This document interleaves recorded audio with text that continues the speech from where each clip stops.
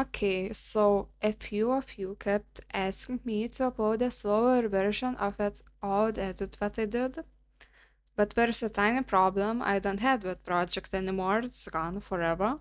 So instead, today I'm going to show you how to make a different kind of edit from scratch using Krita.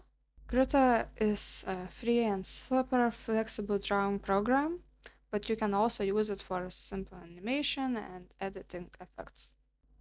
I want to give you a quick overview of the tools I'll be using in Krita. This way you will understand what's happening on the screen and why I choose certain tools at different steps. First of all, I want to introduce you to the brush tool. You can access it on the left panel or by clicking B on your keyboard. This is my main tool for sketching, painting, and adding texture. Krita has a huge variety of brushes, soft, hard, textured, and even special effect brushes. If you want to pick a color, just right click anywhere with your mouse and then Krita will open the color picker for you. And here you can choose the color you want. Alright, now I will just draw a few simple lines so you can see how this tool works in action. Nothing fancy, just a quick demo to show how the brush behaves when I paint. Also, you can change the brush size and opacity from the top toolbar. This lets you make thicker or thinner strokes or adjust how transparent your paint is. So if you want a softer line, you can lower the opacity, and if you want a bold line, you can just increase it. Okay, now I'm going to show you some of the different brushes in Krita. Just a few examples so you can see how each one behaves. You will notice how the strokes change depending on the brush. Some are soft, some are hard, and some add texture automatically. Next, I will be using a simple fill tool to add a background color. Nothing fancy for now, just filling the base color. Later on, I might use it with blending mode like darken or overlay to create some effects, but for now, it's just a plain background. Next up is a curve tool. This is really handy for creating smooth shapes and curves. You can fill a shape with a color, with a line and a background fill, just the background without a line, or just a line without any fill. When I'm drawing a line with a curve tool, I press enter to finalize the line and make it appear on the canvas. Now I will show you two different ways to use it. First, I'm drawing a shape with both a fill and a line. Then I will draw a shape with only the line. But you can also try to draw a shape with only a fill if you want to try this tool. Alright, for this tutorial I will be working in a portrait format also.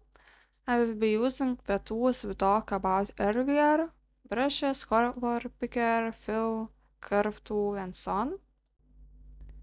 To start, I will import a photo and I will be drawing directly on it.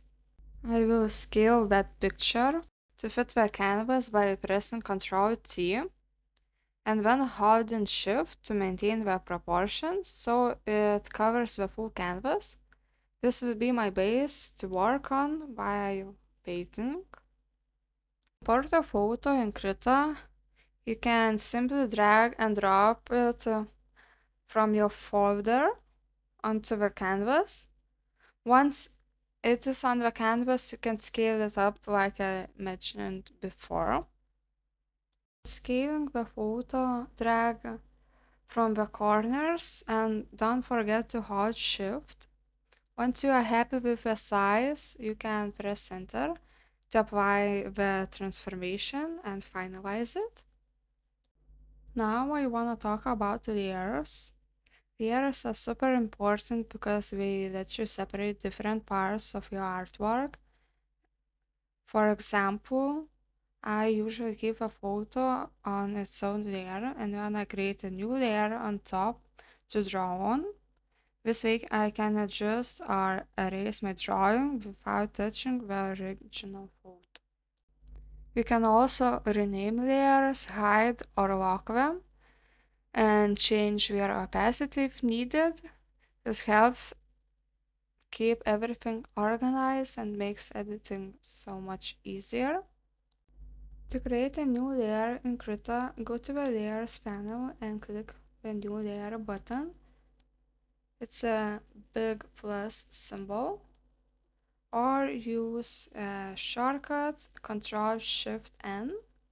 This adds a fresh layer on top of your current one, where you can draw without affecting the work that you did before. Alright, so I'm going to create a neon mask on this girl's face. Neon is all about light, energy, and mood.